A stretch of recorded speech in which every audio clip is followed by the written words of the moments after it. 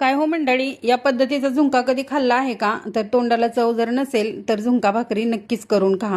तर करायचं काय आहे, इथं कढईमध्ये जिरा आणि मोहरीचा तडका देऊन घ्यायचा आहे. गरजेप्रमाणे तेल टाकून इथं उभा स्लाइसमध्ये कांदा कट करून घेतलेला आहे, तो टाकून घ्यायचा आणि ठेचलेला लसूण टाकायचा. कढीपत्त्याची 4 ते 5 पानं टाका, छान असं मिक्स करून घ्या.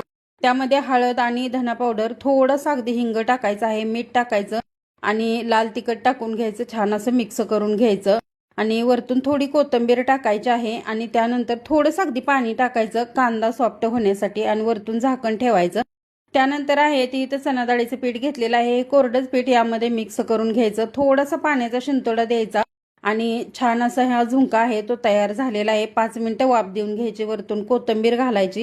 अप्रतिम चवीचा असा हा झुणका लागतो, तर तुम्ही नक्की एकदा ट्राय करा. त्यानंतर ज्वारीची भाकरी आहे ती थापून घेतलेली आहे. त्यानंतर